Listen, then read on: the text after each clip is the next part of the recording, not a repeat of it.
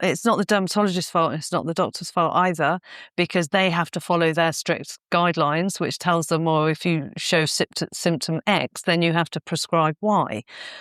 And they don't have the time. This is not their fault. They don't have the time to investigate further.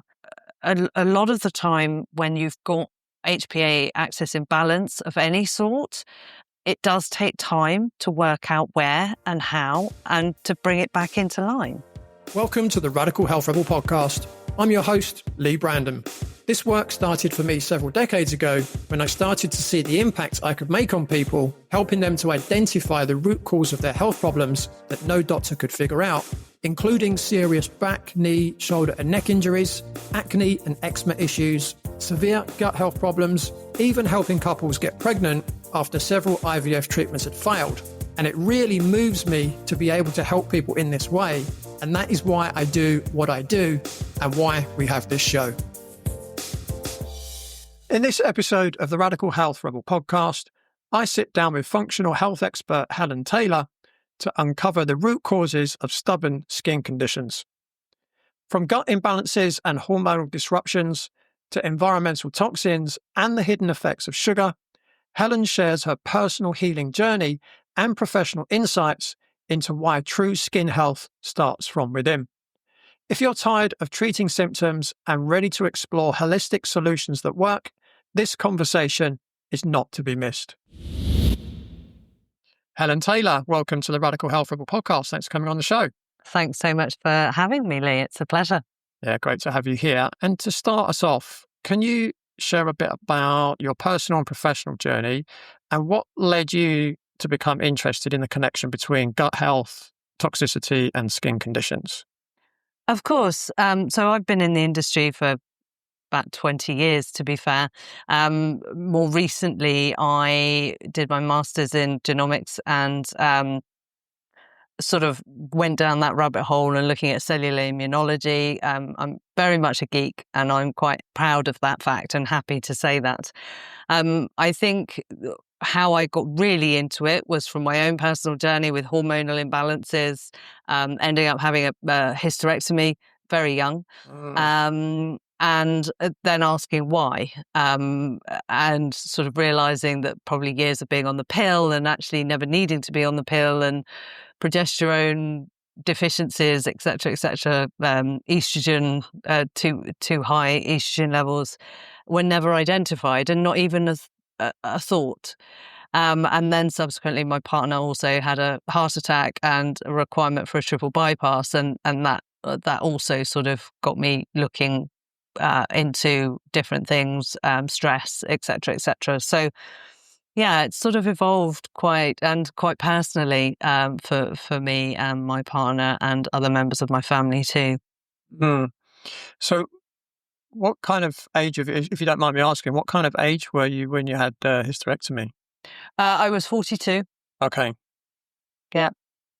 And so young. Did you have any, let's just say, negative reactions to that? Well, it unfortunately for me, it actually happened over 3 surgeries, which happened over 3 years. So the biggest surgery was when I was 42, but I actually started when I was 39. They took one ovary, then they took the second ovary, and then they took they took one ovary, then they took my womb, and then they took the final ovary and apologised because they should have taken it first and foremost. But it got ulcerated, stuck to my bowel, and that was probably the biggest surgery of all. But were there any, obviously we're not meant to take things out of the body, right? No, not at all. So did you have any kind of knock-on effects? Oh, of course. Hormonally, my body went into complete chaos. And thankfully, I was able to sort of regulate everything. And I found a very good friend of mine who now into bioidentical hormones. And so I'm still on certain hormones. However, I'm not on everything because I've managed to sort of, through diet and various different techniques, improve my levels naturally to the best of my ability that I can without having anything. So, yeah, it took some time and it took some mental determination but and resilience. But I feel so much better now than I did at the time. Yeah, I mean, you look great. Thank you. You know, so you're Thank you. you're obviously doing something right. You know. Yeah, I think so. I mean, you know, when people are in their 20s, you can get away with stuff, right? 30s, maybe, but when we get into our 40s and 50s, you've got to really look after yourself. It becomes a challenge. Yeah, it becomes a challenge. So when people say, "Oh God," what I get frustrated about is when people say, "Oh, I'm just getting old," like that it should be expected. And I'm very much now of the opinion, no. If you look after your body, if you do the right things, those feelings shouldn't be there. Yeah. And that's through personal experience. So if something is hurting, if I do feel something, I listen to myself intuitively and I bridge that gap. Yeah. Yeah. That's what we call the pain teacher. Yeah.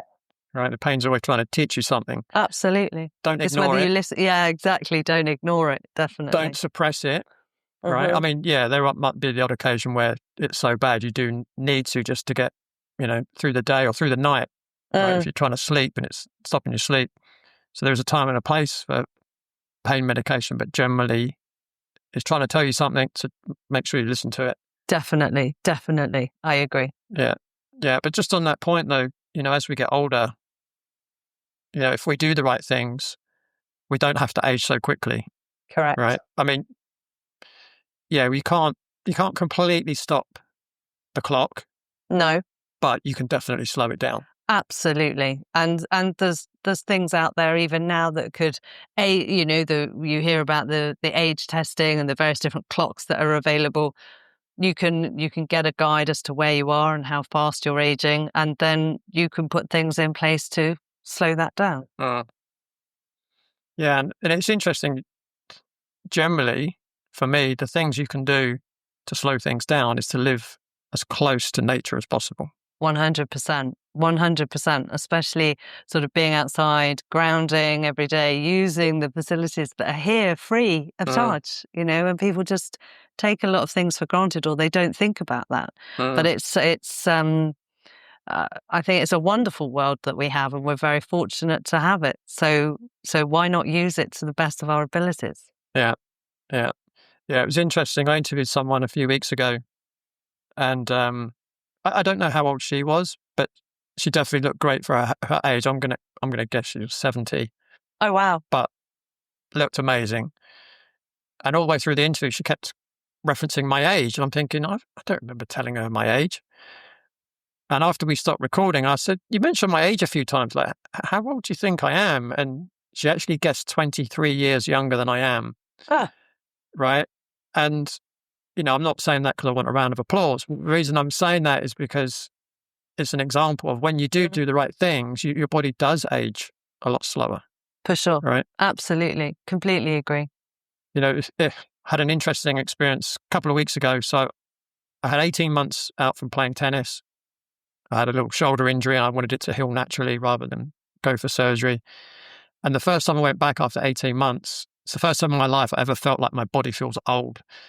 Right? I twisted my ankle, my knees were hurting, my lower back was hurting, my shoulder was hurting, my elbow was hurting, my wrist was hurting. And I thought, wow, I've never felt like this before. And I did think to myself, well, it's just because I haven't been doing those movements. You know, obviously I've been going to the gym the whole time, but I just haven't done those specific movements. And I played again last weekend and I was absolutely fine.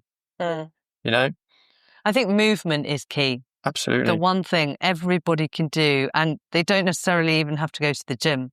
If they just get out and move every single day, that's so important. I think there's some clinical trials that have just recently come out to show how important walking is for your body. Just get to get your heart rate up slightly, but nothing over the top. And I think sometimes people think that they've just got to get to the gym and sort of kill themselves in the gym almost every single day to get certain, we have this perception's been put out there, isn't it, that we've all got to be lean and six-packed up and perfectly looking. And I think it's quite a big strain for people sometimes. But literally, if they just get out there and get in nature, get in the sunlight and walk and move the body like it should be done, as they did ancestrally. They didn't have gyms, did they? Yeah. Ancestrally, you didn't have people posing in front of mirrors and lifting weights and pulling all these different faces, did they? That's the best medicine. Yeah, and sometimes people ask me what's the best exercise to do, and I tell them it's the one that they'll do every day. Right, so pick something you're going to enjoy. Do something you enjoy doing. Right? I do enjoy going to the gym, but I also enjoy playing tennis, and I also enjoy going for walks. Yeah, definitely. Definitely. So, and we've got some beautiful countryside all around the world, not just in the UK, right? Yeah, definitely. So just getting back to you, what was it that kind of stoked your interest into the connection between gut health, toxicity, and skin conditions? I think for me, I used to have my own skin clinic years and years ago, and I'd see so many people coming through with these issues, and I'm thinking, well, there's got to be a connection. There's got to be something that links all these people together, and I just started asking questions. Just out of interest, what are you eating? And just the connections between what they were eating just seemed to be coming through as very obvious to me. But because they're in the supermarkets, because there's things in the supermarkets on the shelves, it's perceived that everything is safe and easy for us to consume. And so for me, I then started to think, well, what's in the food? Because it can't be anything else. And also what's around us. So people would always say, oh, when I get stressed, my skin flares up. Okay. And you're accepting that. You're accepting what's your body trying to tell you. So, and then it's just a rabbit hole from there on in, really. Interesting. So you had your own skin clinic. Yeah. What kind of things did you help people with?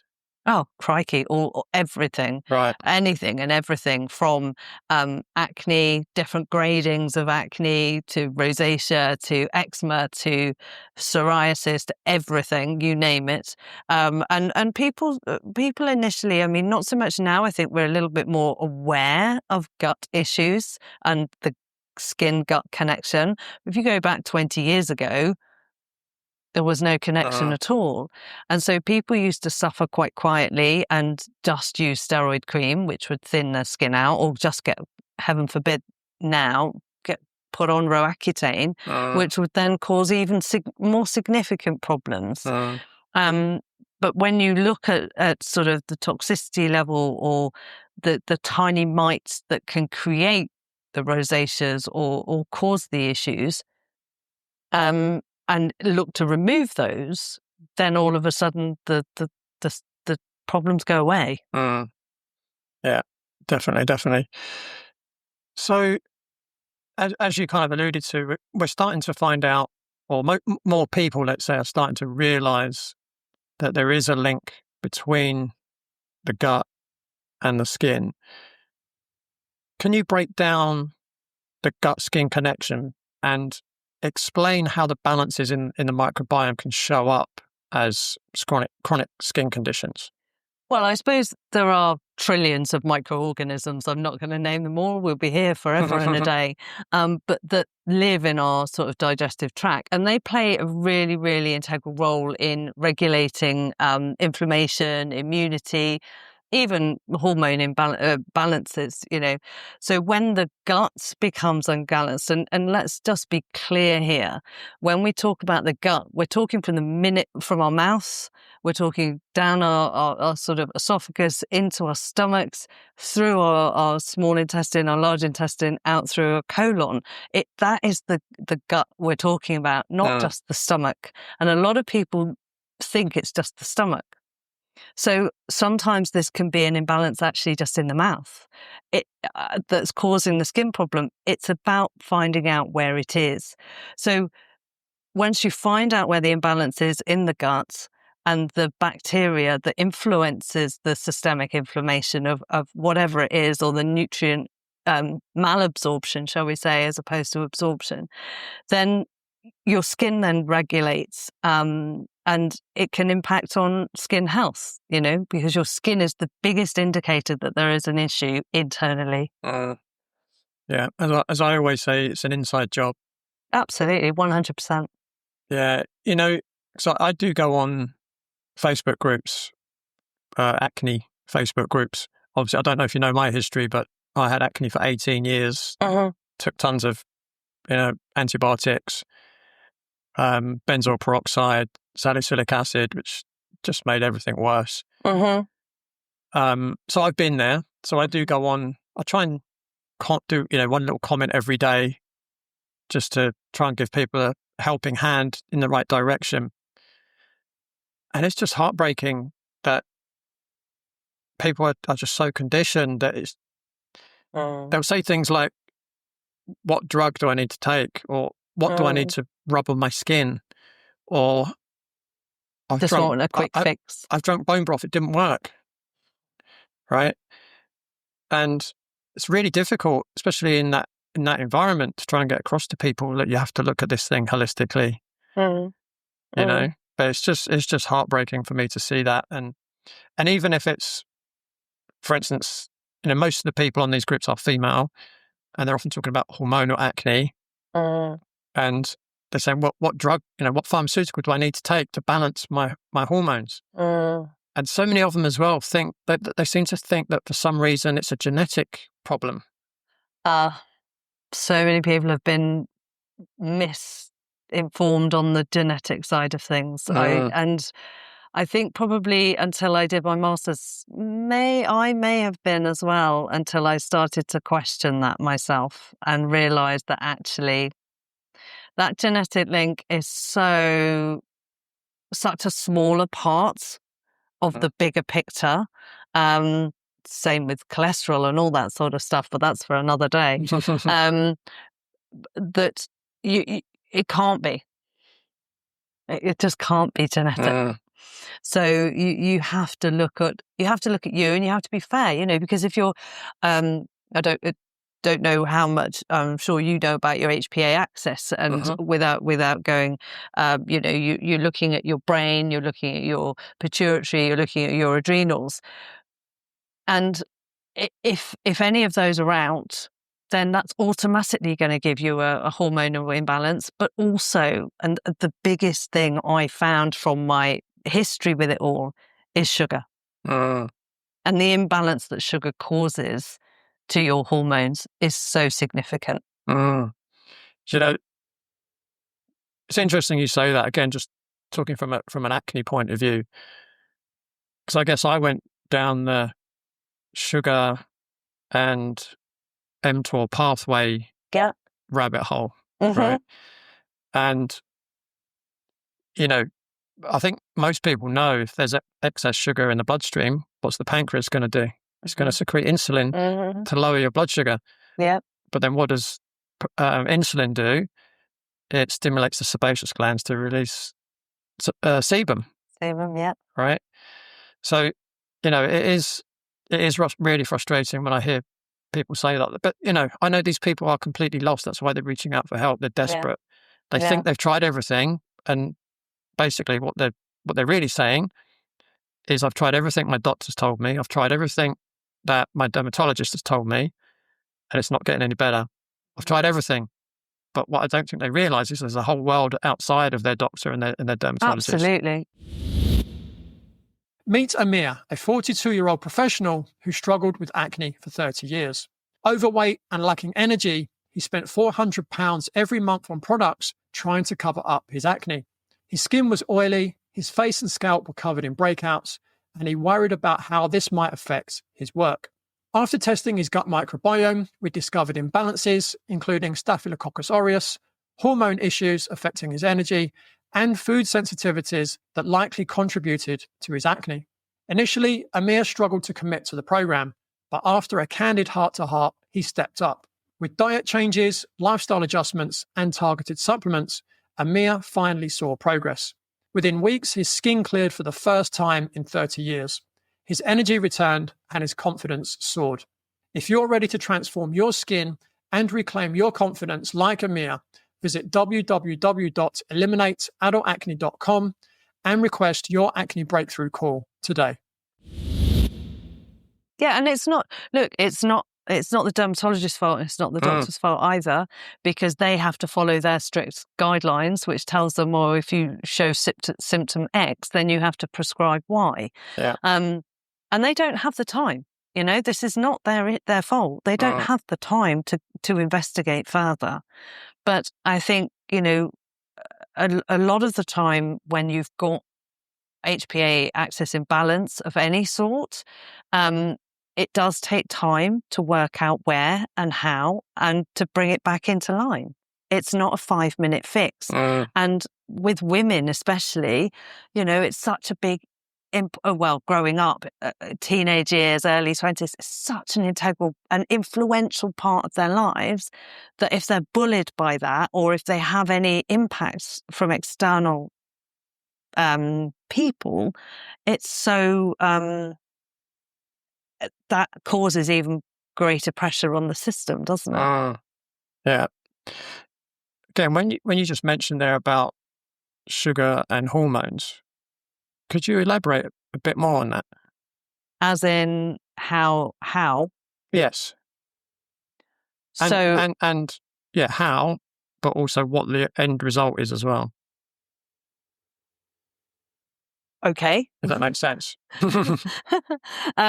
So the when you increase sugar in the system as a whole, or you increase glucose and glutamine, you then start to completely alter the gut flora by increasing the sort of intestinal permeability and absorption, which will cause dysregulation with cortisol and insulin, which will subsequently then cause issues with your sex hormones. So that then will increase stress, increase inflammation, and exacerbate acne or eczema as a whole.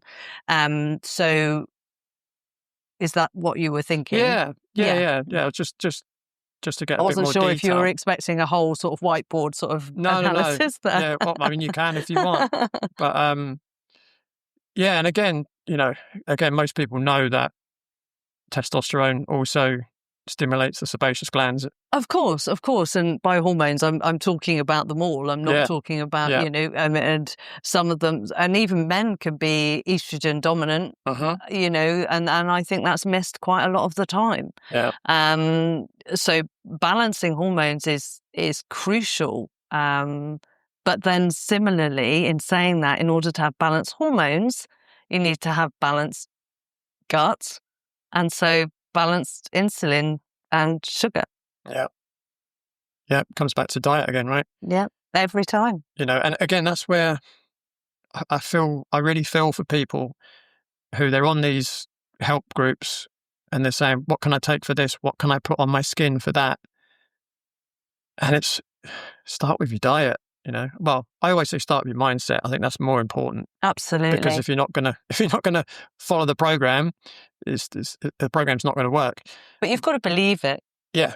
And you've got to value yourself enough to trust yourself, to know that it can't just be on the outside. It can't just be a skin problem, because the skin is the biggest indicator that there's something wrong on the inside. Yeah. Every definitely. single time. Yeah. So, as we know, toxins are everywhere in our environment these days. So, it's in our food, it's in our water supply, our personal care products. It's almost certainly Everywhere. being sprayed in the sky. All the time. It's in our, dental work, Perfume, shampoos, conditioners. Cookware. Yeah. Could go on and on, right? Yeah.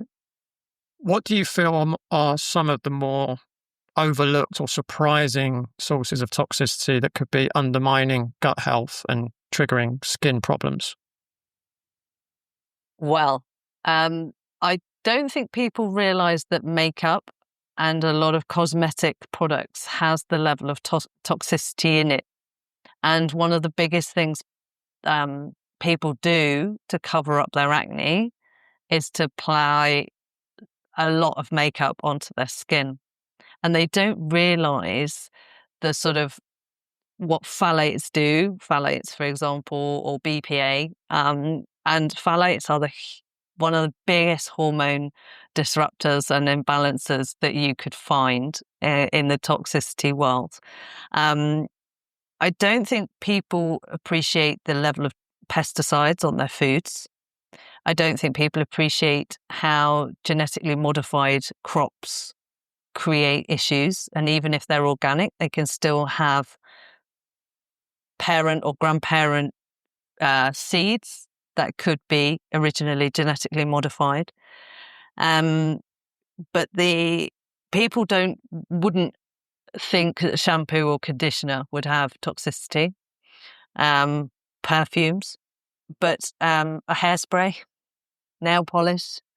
I see a lot of people now. I mean, don't get me wrong, I'm guilty as charged from years ago. I used to get my nails done and all of this and all those sorts of things, but I wouldn't go anywhere near it now. And the minute you stop using the nail varnish or the gel polish that they put on or the UV lamps that they put you on, you'd be surprised how quickly sometimes your skin conditions would clear up. So those are sort of things that are just oblivious, and yet they're right in front of you. Yeah. Yeah, something that's quite interesting. A few weeks ago, I had a delivery, and the courier driver came to my front door, and they give you a parcel, they take a photo of it, right? So he's given me this parcel, and straight away I nearly fell over. The smell of this aftershave was coming off him. It was so strong.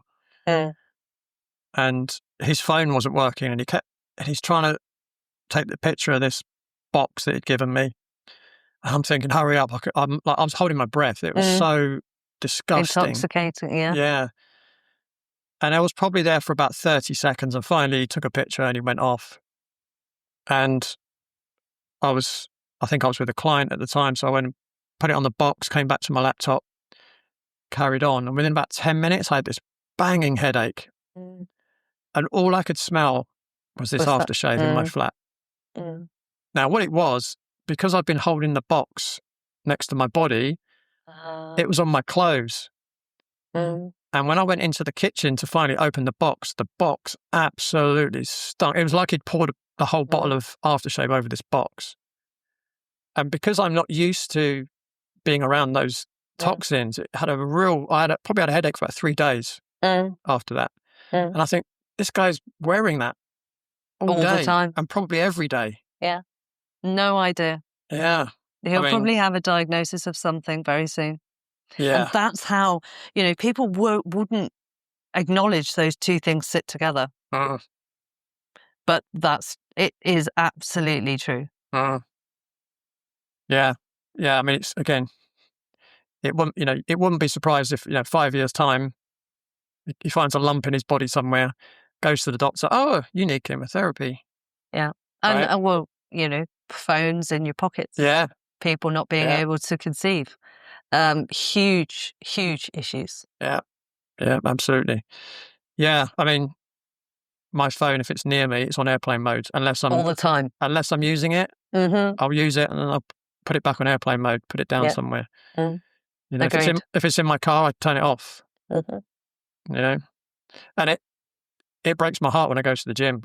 Nearly everyone in there, they've got the mobile phone, they've got Bluetooth earphones on, or AirPods, and you just think, wow. No idea. I almost want to get a T-shirt done to wear when I go to the gym. AirPods, microwave your brain, or something like that. Yeah. And then on the back, come and talk to me about it. Something like. Although I actually don't like being disturbed when I'm working out. I like working out and then getting back out again. But yeah, I think and everything's so blue light is so dangerous for us that we don't realise we've been indoctrinated with it for probably slowly since the 60s. And that's also so dangerous for our skin and our eyesight and our overall well-being. Yeah. I mean, I tend to, in the evening time, I don't turn my lights on. I have Himalayan salt lamps that I turn on. I have blue light blocking glasses on. Yep. I might put some beeswax candles on, maybe. But other than that, that's it. And I make myself laugh sometimes because I walk into things because I can't see. Because I must admit, the blue light blocking glasses, they really block out quite a lot of things, don't they? If you've left something out, I mean, obviously I don't walk into doorways, but if I've left something out and I forgot it's there, it's quite easy to just walk into it. Or sometimes, I might sit on something that's on my sofa because I just can't see it, And I think we've forgotten the art of how valuable sleep is and good quality sleep, and getting up with the sun and going to sleep with it setting and eating before the sun's gone down. Yeah. All of these things they're free. Yeah. Straightforward. I'm fortunate in one way. I actually have an east-facing bedroom, and I purposely don't have blackout curtains. So I wake up when the sun comes up. And that does, in a way, I wouldn't say it forces me to go to bed at a reasonable time. I choose to go to bed at a reasonable time. And it's, I can't remember last time I set my alarm. No. I don't remember. You don't need to when you do it that way. When your circadian rhythm's on track, everything's great. But we've been led to believe these days we stay up and watch telly and get up early in the morning to the sound of something so you don't miss an appointment, and we're just on this fight or flight mode permanently, and then we question why we get sick. Our bodies haven't had an upgrade for tens of thousands of years. But we upgrade our phone, we upgrade our car, we upgrade everything, but apart from ourselves. When do we ever get our MOTs? I highly recommend people get regular MOTs. But definitely, people only tend to do that when it's already gone wrong. Yeah. And then it can be tricky.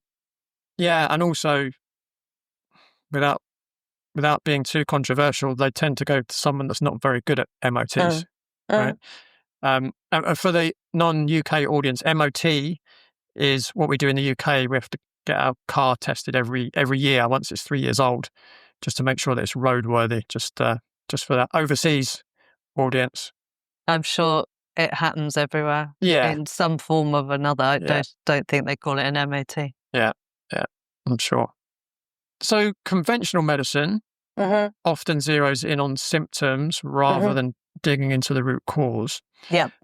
When someone comes to you with persistent skin flare-ups or digestive issues, what are some of the first things you look at in order to get to the core or the root of the problem? Lissa came to see me looking for a solution to her long-standing eczema, which had been frustrating her for years. Despite trying countless creams and treatments prescribed by her doctor, nothing seemed to help. Together, we reviewed her test results, addressed her concerns, and set clear, achievable goals for her health. With my ongoing support and personalized guidance, Lissa saw significant improvement in her eczema. As her skin cleared up, her confidence grew, and she began feeling better, not just physically, but mentally too. If you're struggling with a chronic condition like eczema and you're ready to take control of your health, I can help.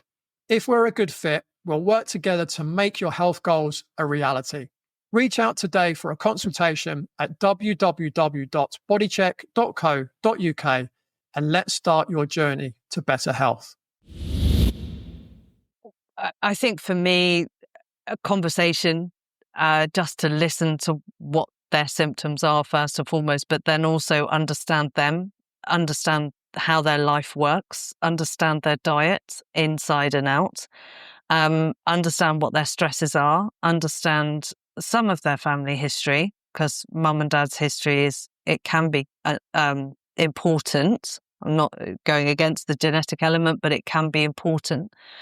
And then finding out what testing is needed, if testing is needed. And testing can be key, especially with skin issues, for no other reason but to confirm to them that there is the issue that we think it is. And it just gives them confidence as well that it's fixable and it can be sorted, because most of the time these things are relatively straightforward. Yeah, no, I completely agree. I mean, my story, again, I've mentioned this many times, but I'm going to say it again.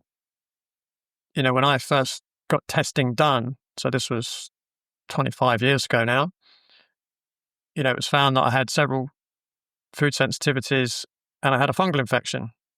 So the person advising me at the time said, well, here's a list of foods that you can't eat, and here's a list of foods that you can eat. Off you go. And that was it. And Wow. I changed my diet, and within a few weeks, my skin went from being terrible to pretty much how it looks now. Great. But I do find my experience is that men are easier to help. Men do respond quicker, probably because we're a little less complex hormonally. Sure. But that's certainly my experience. So the first thing you do, you find out about the person. Yeah. And then do a bit more of the testing. Yeah. I tend to use testing from the States personally, Me because too. I find their labs are far more advanced than the ones in the UK. And so I can look from anything from an organic acid test to look at how your cells are functioning through to a stool test. There's now a latest one that sort of trumps even the Dutch test, using hormones alongside toxicity to see what toxins are actually driving. What test is that? It's called a hormone zoomer. Oh.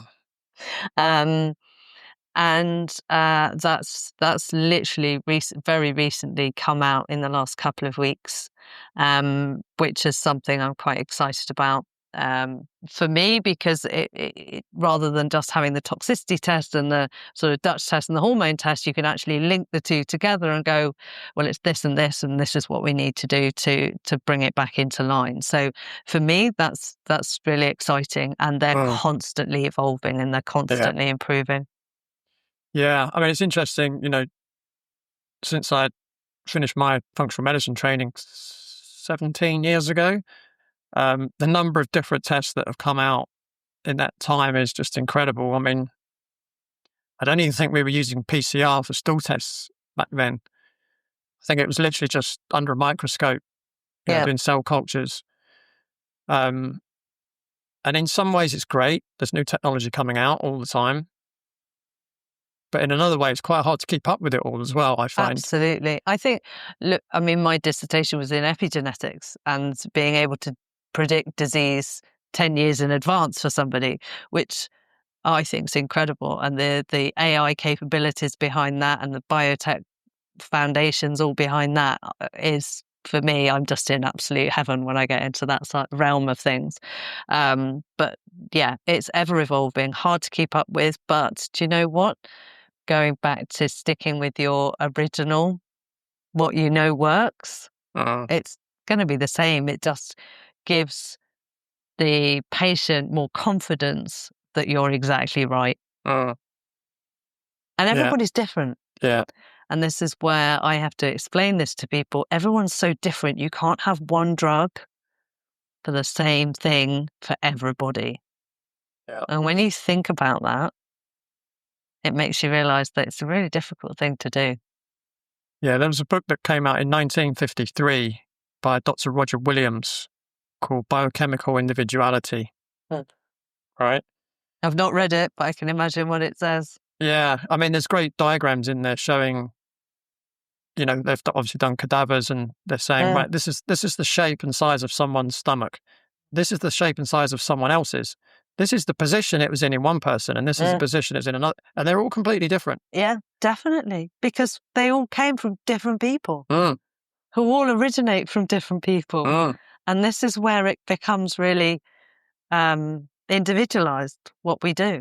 Yeah, I mean, the interesting thing he showed as well was that people that were from, let's say, equatorial regions of the world, their digestive tract was twice the length of someone from, very northern part of the world. And they believe it's because they eat a much higher plant-based diet, and it requires the digestive tract to be that much longer to have the time to actually absorb all the nutrients everything from it. Whereas animal-based, you can obviously extract the nutrients much quicker, so you don't need a digestive tract that's as long. Very true. Very true. And I think it's even dependent on what country you're in as well. I know there's been studies on people who enjoy cold water swimming, except if you go cold water swimming in a different country to the one that you're used to, 9 times out of 10 you'll get an infection because of the biome imbalances that creates, and your body's not used to it. And it is about and that's going off topic completely, but that can cause issues. So when you go on holiday and you swim in the sea and you come back and you're sick, you get a skin flare up, that can also be another reason. Interesting. So we've said that, skin is all about healing from the inside out. What are some of the most powerful changes, whether lifestyle tweaks or therapeutic interventions that you've seen really move the needle, so to speak, for clients with acne, eczema, or any other inflammatory skin conditions that are linked to gut dysfunction? I think any stress reduction strategies, any breath work, yoga, cold water therapy, providing you're not overly stressed, because you don't want to oversmoke your adrenals in the first place. Probably don't want an underactive thyroid as well, right? If you're going to do cold water therapy. Yeah, be careful. Meditation, very, very good. But I think sometimes I find infrared saunas for detoxification. Full spectrum infrared saunas are very, very good. Also hyperbaric oxygen. I'm a great advocate for that, and PEMF, pulse electronic magnetic field therapy. Peptides and bioregulators, which we briefly spoke about before we started, can be incredible for that sort of thing as well.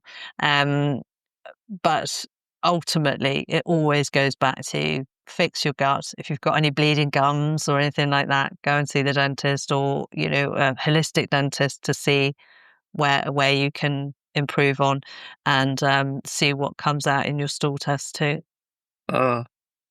Yeah, I mean, what I've found, so I've been working in this field for 29 years. When you look at anything, it always comes back to keep it really simple. Let's try and live as close to as our ancestors would have lived in nature. Yeah. And you go a long way with that. Now, I remember, just as again, slight segue, but just to kind of suggest the point, when I was about 42, I noticed my eyesight started to lessen. And what I was starting to notice, if I was at a train station in London, I'd look up at the timetable and I'd be struggling to be able to read it. I thought, wow, because I'd gone from really good eyesight all my life to that. And I thought, wow, this is strange. And then 5.5 years ago, I moved out of London. And my eyesight's got a lot better. I mean, there'll be the occasional time when if I'm really tired, I might get that kind of, not quite see as sharply as I used to. But generally, if I'm sleeping well, which is 99% of the time, my eyesight, it's probably not as good as when I was 40, but it's a lot better than when I was 42. Well, I think, interestingly, if you ground regularly, if your circadian rhythm is on track, if you do sleep properly, and you're healing yourself daily, and you're looking after your cells in your body, and you're cleaning them out and keeping them healthy, there's no reason for your eyesight to degrade. And this goes back to, slightly off topic, if you use a pineal bioregulator, for example, that'll keep your eyes nice and healthy. Yeah, well, interestingly, since I moved out of London, I have been using an earthing sheet. There you go. Yeah. Really important. Yeah, interesting. One of the things that we've spoken a little bit about is toxicity. Yeah. Where does that come in with regards to skin conditions for you? Did you know that 92% of people fail to follow through on their New Year's resolutions? That's right. Year after year, most of us start strong and then lose momentum by February. Sound familiar? But what if this year could be different? What if you finally had the tools to make your goals stick? Introducing Stickability, a simple, effective, and affordable program designed to help you overcome the cycle of failed resolutions. In just a short time, you'll learn how to create lasting habits without wasting hours or breaking the bank. This isn't just another plan. It's the solution to finally sticking to your healthy lifestyle goals. Don't let this year be like the last. Head over to stickabilitycourse.com now to enroll. It's affordable, easy to follow, and packed with tools to make 2025 the year that you have the ability to make it stick. Well, it can just ruin your endocrine system. So it ruins your endocrine system. It can just cause massive hormonal disruption generally, be it mold, plastics, microplastics, like I said before, phthalates, pesticides. They just all can drive different processes in the body, and they'll stay under the radar from our doctors or our dermatologists because they can't test for them, and they don't test for them, and they don't test for them, full stop. Or they don't even acknowledge that they're a thing. So the driving of overproduction of testosterone, the driver of overproduction of estrogen, for women, that's incredibly dangerous because we've got different pathways, as you know, of estrogen and estradiol. And the dominance, creating that estrogen dominance for women can be so dangerous in so many ways. Yeah. And they are carcinogenic. So over time, and that's where I go back to the makeup side of things, putting too much of that on, and all of a sudden we've got an issue or a lump or exposure to something. They're not going to look for toxicity. Yeah. When you say overproduction, is that also a lack of clearance Correct. of toxins from the body? Yeah. Because obviously the poor well, little then liver. that's your liver. Yeah, the liver's got to clear everything, right? The liver's got to clear everything, but then if the liver's backing up, it's because the gut's not doing its job in the first place, and it all comes back to the gut because what comes from the gut then drives to all the other organs. Yeah, and it comes back to, when I jump onto a Facebook group and someone says, my hormones are genetic, I need to take a birth control pill or spironolactone or whatever it might be, and I was just going to say I want to pull my hair out, but it's a bit late for that. It's late. No, I think it's been so indoctrinated in us that we should take a pill. Rather than actually what's the natural way of looking after our hormones. I don't know if you actually asked any teenagers what that would be. Yeah, I actually don't work with many teenagers, actually. It's more older people. Yeah, no, snap. I deal with older people. Yeah. Yeah, again, so for me, I work on what we call the 6 foundation principles.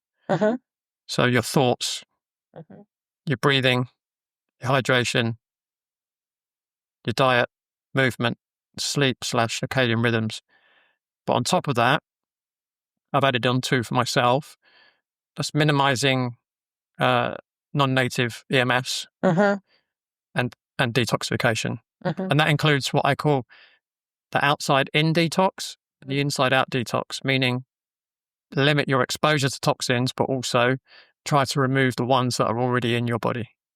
And or also around you, as in people. Right, yeah. Yeah. People are equally as toxic to each other. Yeah. Sadly. Yeah.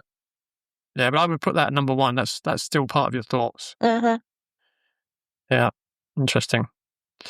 So functional wellness, as we all know, as we've already mentioned, is evolving fast. From your perspective, what are some of the most exciting developments or therapies emerging in the space of gut and skin health?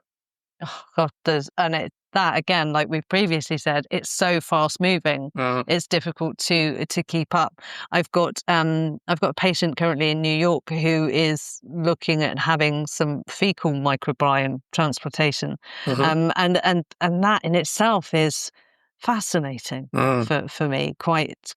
Are you familiar with the movie Invisible Extinction? No. Oh, you would love that. Oh, would I? So I had the producer on the show. I highly recommend you watch that. Invisible Extinction. It's all about the microbiome. Oh, I'll have a look into that. And the name of the movie is kind of sending us a warning. Right? Wow. But they talk a lot about fecal transplants in the movie, and there's some amazing results that they got, particularly with a young Chinese boy with autism. Wow. Yeah, I think the formulation of various different probiotics as well. There's some quite interesting things coming along. Bioregulators, which I've touched on, incredible things created by Dr. Kavasin. He's a Russian, he was, sadly, he passed away last year, but an incredible scientist, and created these bioregulators, which are very clever and can aid in the rebuilding of your organs. They're fascinating and doing so much good. And I think epigenetics, as I've also mentioned, being able to predict disease based on patterns, based on living, is very exciting, and really holds a key to metabolic health as a whole. Just for the audience, can you explain a bit more about what bioregulators are? Yeah. So bioregulators are very small amino acids. They are literally 1 to 4 amino acids long. So they're tiny. And you can have ones that help with your bone marrow, blood vessels, heart, or your different organs. You can have them for the brain, your pineal gland, your thymus. And they very slowly, they're a bit like, do you remember Fraggle Rock? Not many people do, but if you're in the right age range, you know this thing. Do you remember the little doozers in Fraggle Rock? They were like the little men that worked in the background, and they just were hammering in the back in the caves. They were green, tiny, with little white hats on. I effectively say these bioregulators are like doozers, and they just slowly go down. They know exactly where to go, which organ to go to. They don't go off. They don't veer off anywhere else. And they literally sit there quietly, slowly rebuilding the organ. They take time. They're not overnight healers. And so they're just I think they're an epic thing that's coming forward. They can focus on the gut and the skin. They focus on the internal elements. So you can do ones for the metabolic side of things. And they do have ones for skin too. Interesting. You probably get a bit more from peptides. So you've got your bioregulators, and then the peptides are between 5 and 50 amino acids long in chain before you then get to proteins. The peptide element from a skin perspective, things you might look for are BPC 157, TB 500, GHK copper, which GHK Cu is found in quite a lot of cosmetic products already, but it's very, very useful for skin conditions generally. And they're just taken orally? Injected generally. Okay. Yeah, so long as you go to someone who knows what they're doing with them, then they can certainly do something about it. But it help you with them. But it goes back to, you've got to fix your gut. Yeah. But you're saying you can get them for the gut as well? Bioregulators and peptides, yeah. But you couldn't use them on their own. They're part of your toolkit. Yeah. So we spoke quite a bit about toxins. So I think it's fair to say we've all got a degree of toxic load. Well, we're meant to, aren't we? Yeah. Let's not forget that's the point of the liver, is to detoxify us. Okay, let me rephrase that. We've probably all got a toxic load that's probably more than it should be. Yeah. Right? What are some of the techniques, shall we call it, that you use to help people reduce the amount of toxins that they're holding on to? Depends what they are. Okay. It depends. Yeah. If it's mold, then it's going to be one, and it depends which molds. Mm-hmm. If it's environmental toxicity, which ones? Are we looking BPA? Are we looking at phthalates? If we're looking at heavy metals, which ones and what level? Because again, you can't detoxify them out until your gut's working properly, because then you've got to support the liver while you do the detoxification. Because if you just try and detox these things out before you do the other work, the body's going to fall over. Yeah. So you have to be so careful, depending on what the person's history is, as to what you do. Mm. So what would you do? What are the sort of there's some similar things? There's some general things I think you can do as well. You've already mentioned one, which is infrared sauna. I think coffee enemas can be useful. Liver gallbladder flushes, I think, can be useful. Colon cleanses can be useful. But then, like you were saying, if it's a particular metal, then you might use a particular approach for that. Things, you mentioned phthalates and BPAs, and you say use different things for each of those. It varies. It depends on what effect they're having on the person. That's my personal view. Mm-hmm. And like I say, I always do the metabolism first, but I'll always retest as well 6 months later, because what normally happens once you fix the metabolism is that more come through, because you've got a clearer idea of actually what the body's been holding in. So it'll start clearing some things out, and then other things will show themselves, which may well have been more prevalent than the ones that showed up in the test in the first place. So with that in mind, and remove the plastics. Yes, of course. Because generally it's, I got my plastic coffee. I have my coffee in a takeaway coffee cup, which is the biggest cause of that generally. Yeah. Yeah, especially if it's it's a hot drink as well, right? Yeah. Oh, I can't even bring myself to think about that. But yeah, it's so dangerous. It's so dangerous for you. Yeah. Yeah, detoxification, I guess we could probably do a complete episode on that alone, right? Yeah. But the infrared sauna, if people don't want to take tablets, the infrared sauna is very, very good at doing that. And that's something you can do every day, and drinking plenty of water that's reverse osmosis, or certainly significantly filtered, and not in anything plastic. Yeah, the solution to pollution is dilution. Mm-hmm. Yeah.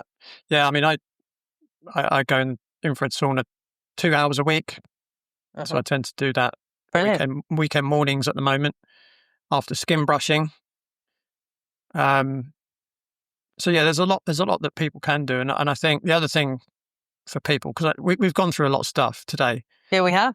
And what I would say to people is, but just take it one step at a time. Yeah, for sure. Right. We're only talking about this stuff because we're in it, and we deal with it all the time, every day, day in, day out. So it just rolls off our tongue. But it's quite daunting for somebody who's just flared up and got an issue. They don't know where to start. Yeah, for sure. Yeah, but I guess the point I was trying to make is, we've mentioned a lot of stuff. Don't think you have to do it all at once. And in fact, it probably won't do you any good to try and do it all at once. Do it one step at a time. Definitely. Get the basics in place first. So what I call the 6 foundations, then look to do the other stuff. When it comes to things like fungal overgrowth, maybe parasites, because I feel like I'm starting to slightly change my understanding of these things. What would be your approach if someone had a fungal overgrowth, parasite infection, and they had symptoms that you would say, kind of match up? Do you have a typical approach that you might use? Remove the toxicity, and they will remove off their own back. That's the direction that I've been going in. Yeah. If you try and flush them out, what frustrates me is, do a parasite cleanse. Oh, okay, yeah, do the parasite cleanse, get rid of the adults. They're not very happy when you do that, when it's a toxic environment. They're having the best time of their life in your gut. They'll leave the babies. and then the babies get stronger, and then it gets harder. So if you become less toxic, they'll just go. They'll pack their bags and they'll go somewhere else and find another host that's more toxic. Yeah, it's interesting you said that, because that is the direction that I'm going in. And it's interesting for me because, again, this is another area that's just so fast moving, and it's the microbiome.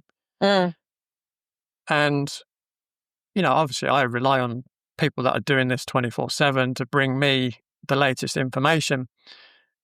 And I've had some amazing guests on my show. But to me, there's something, my intuition's telling me that what we believe about the microbiome isn't quite right. And some of it comes from, if you look at a lot of the literature, and certainly if I listen to a lot of the experts, it's fiber, fiber, fiber, fiber, fiber, right? It's eat vegetables, vegetables, vegetables. Don't eat too much meat. And then you see all these people that are carnivore and they're doing really well, and you think, well, hang on, how is that even possible if the science is right? Right? I mean, I'm not advocating, carnivorism or veganism or anything. I just like to, what's the right word? I help people find what's right for them, and I think everyone, and that's what it should be. Like, everyone is biochemically individual, but I just feel there's so much more that we don't know, and I think we haven't quite got it right. I don't know if you've got any thoughts on that. Do I think fiber's needed? I'm a bit on the fence with that these days. I'm very much on the fence with that. If you do the history and you look back through it, there's no nutritional value to it. If you look at some of the age of some of the vegetables and how long they've been around and how they're then grown and the soils that they're grown in and how we seem to have everything available to us all year round. And as I said to you earlier, our bodies haven't had an upgrade. So our bodies really don't understand what fiber is. They don't understand what broccoli is. They don't, it's, you swallow it and the stomach's like, well, what's this? Well, effectively, that's what it is, isn't it? You're swallowing it. And once you've swallowed it and you've enjoyed the taste of it, it's down to the body to deal with the rest of it. So our body knows what meat is. And it might know certain seeds and certain grains and certain fermented things. But apart from that, I'm on the fence. Yeah, it sounds like we're in a similar place. We are. Yeah, interesting. And listen, this is the fun of it all as well, right? Because we don't know. We don't know everything. No. But the other thing is, obviously, the training that I've done over the years, it's still enabled me to help a lot of people. So I'm not throwing the baby out with the bathwater, but I'm just questioning things now, and not even, and to a degree, it might be that what I advise my clients to do worked, but maybe I don't understand the mechanism of why it worked. I maybe I thought it was because of this, but actually it might be because of something completely different. Now, I don't really care, and I'm sure the client doesn't care because they got better, right? But I'm like you, I like to know stuff. So it's exciting times, right? Definitely. Because there's still a lot to learn. Yeah, I think the one thing that has improved is overall cleanliness. But even then, I think it might be going the wrong way now, especially with tap water. So, yeah. Well, again, I did an episode with Roman Bystrianic, who wrote Dissolving Illusions. And that really shows it was all down to hygiene, why, a lot of these deadly diseases disappeared in the last century. Exactly. Nothing to do with any injection that came along. Absolutely, 100%. It's all to do with, the fact that there wasn't rotting horses in the street and there was manure everywhere, and, you had butchers next door to an abattoir and all that kind of stuff, Yeah. Makes sense. Yeah. And that's the key. Yeah. but some people won't have that. But that's a whole nother That's episode. a whole nother episode. We've just looked at about 5 more episodes further down the line. Awesome. So, Helen, where can people find you online and find more out about your work? Yeah, so the wellness-concierge.com is me. I generally work with people all around the world, or they can email me at helen@thewellness-concierge.com or on Instagram at @thewellness_concierge. Awesome. There's Great lots stuff. of hashes and underscores, and I'm sure you'll put it in the I'll put them in the information show for people notes. Yeah, too. they'll be in the show notes. Thank that'll you. be fine. Helen, thank you so much, for joining me today and sharing, such important and valuable insights. It's been a real pleasure talking to me, and I'm sure we could nerd out for hours and hours if we had the time.